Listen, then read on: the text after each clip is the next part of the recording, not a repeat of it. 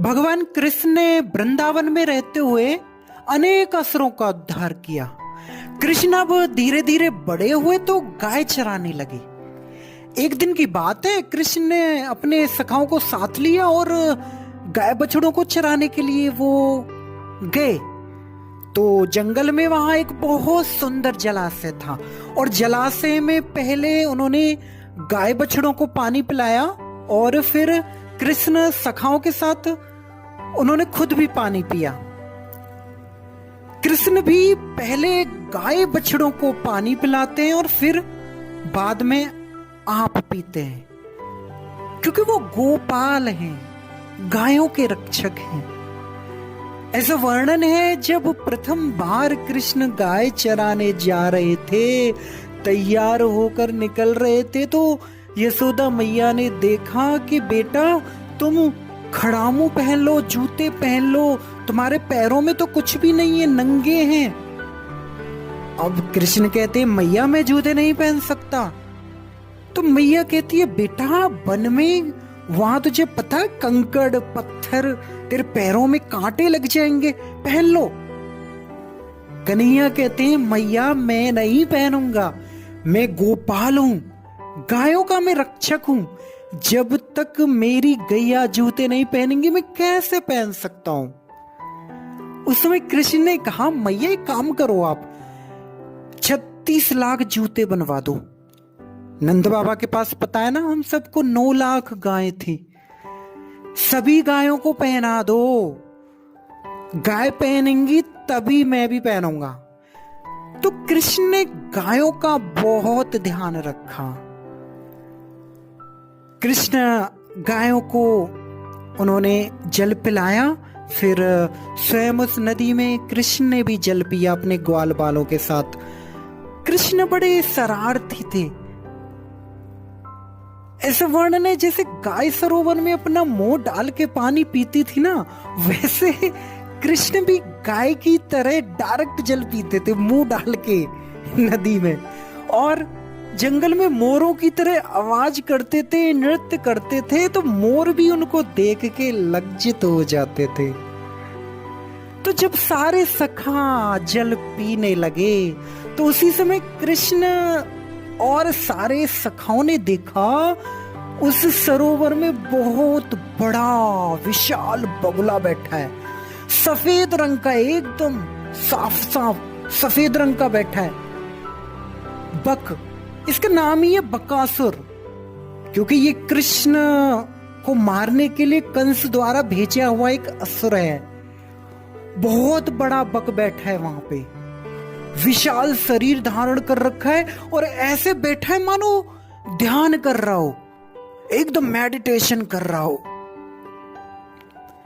आचार्यों ने तो ऐसे बक को कलयुग के तथाकथित गुरु के साथ उपमा दी हुई है। जैसे बक बाहर से लगता है ध्यान में बैठा है, ठीक उसी प्रकार कलयुग के कुछ जो साधु संत जो गुरु हैं, लगता है बाहर से ध्यान में बैठे हैं पर अंदर से दूसरों को भी ठगना चाहते हैं। बक बाहर से ध्यान में बैठा हुआ होता है, देखा है ना बगुला, परंतु वो उसका ध्यान नहीं है। जैसे ही देखता है कि सरोवर में मछली आई, तुरंत घप पकड़ लेता है। तो वहां पर बकासुर आया बक के रूप में, बगुले के रूप में। तो ग्वाल बाल कहते हैं अरे कन्हैया इतना बड़ा बगुला जीवन में पहली बार देखा है।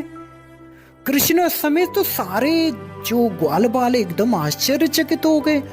बहुत बड़ा असुर था, उसकी लंबी लंबी चोंच थी, लंबी चोंच भी अत्यंत बलवान थी। वह बगुला नदी से बाहर निकला और उसने झट से झपट्टा मार के कृष्ण को अपनी चोंच से ऊपर उठा लिया।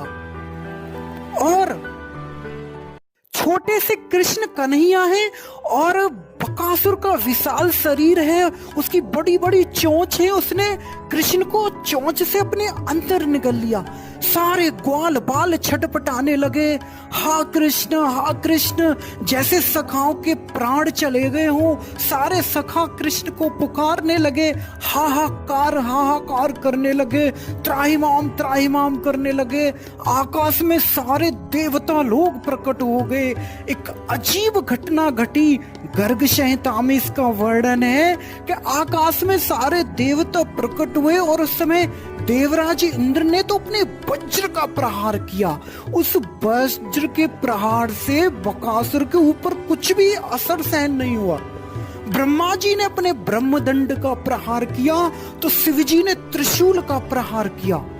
वायुदेव भी आ गए, वायुदेव ने वायुअस्त्र का प्रहार किया, लेकिन बकासुर को तो कुछ भी नहीं हो रहा है। यमराज ने क्या किया?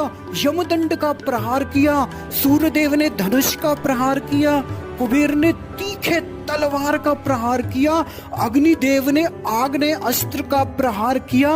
वरुण देव ने अघासुर को वारुणी पास में बांधने का प्रयास किया, लेकिन सारे देवता मिलकर भी बकासुर का कुछ नहीं बिगाड़ सके। साक्षात भद्रकाली माँ भी प्रकट हुई और भद्रकाली ने तो अपनी तीखी तलवार से प्रहार किया, लेकिन भयंकर जो असुर है अघासुर, जिसने देवताओं ने जिसके ऊपर इतने प्रहार किए फिर भी उस असुर का कुछ नहीं हुआ, तो माँ भद्रकाली के जो अस्त्र है उससे भी उसका कुछ नहीं हुआ, क्योंकि वो इतना विशाल था और उसने अपनी लंबी लंबी चोंच से क्या किया? सारे देवताओं को खदेड़ दिया। एक अकेला बकासुर और इतने सारे देवता लोगों पर वो भारी पड़ गया। सारे देवताओं को भगा दिया। जब देवता लोग भाग गए तो सारे ग्वाल बाल त्राहिमाम करने लगे, परंतु बकासुर जिस भगवान को अपने गले में डाला है ना, वो कोई साधारण व्यक्ति नहीं है। अखिल ब्रह्मांड नायक ईश्वरः परम कृष्ण अनादिराद गोविंद सर्व कारणम, जो सब कारणों के कारण भगवान कृष्ण। देखो भगवान कृष्ण की भी क्या लीला है। कृष्ण बकासुर के अंदर जाकर उन्होंने एक तेज के समान एक अग्नि प्रज्वलित कर दी भगवान ने, और अघासुर को तो ऐसा एहसास हुआ जैसे वो सोच रहा है कि अरे कहीं मैंने कोई गर्मा गर्म आग का गोला तो नहीं खा लिया। कृष्ण उस अघासुर के पेट में अपने शरीर को ही उन्होंने प्रज्वलित कर दिया। जैसे कृष्ण गीता में कहते हैं ना, भूमि रापनलो वायु खम मनोबुद्धि रेव च अहम वैश्वानरो, यानी जो अग्नियों में वैश्वानर हैं, ऐसे साक्षात भगवान ने उस अघासुर के पेट में अग्नि प्रकट कर दी और अघासुर का जो अंतःकरण है वो अंदर से जलने लगा।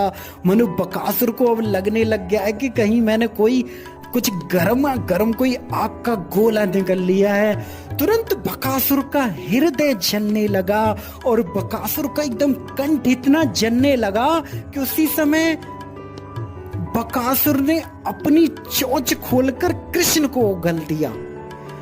अब तो जब उगल दिया तो सारे सखा लोग नृत्य करने लगे, लेकिन बकासुर अपनी चोंच से फिर भी नहीं रुका और कृष्ण के ऊपर प्रहार करने लगा।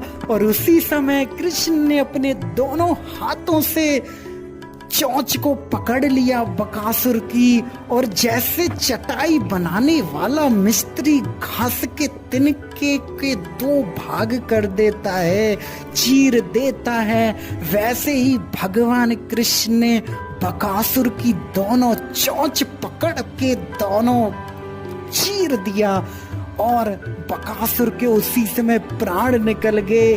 देवता लोग आकाश से वो लीला देख रहे हैं, वहां से वो पुष्पों की वर्षा करने लगे। बोलिए कृष्ण भगवान की।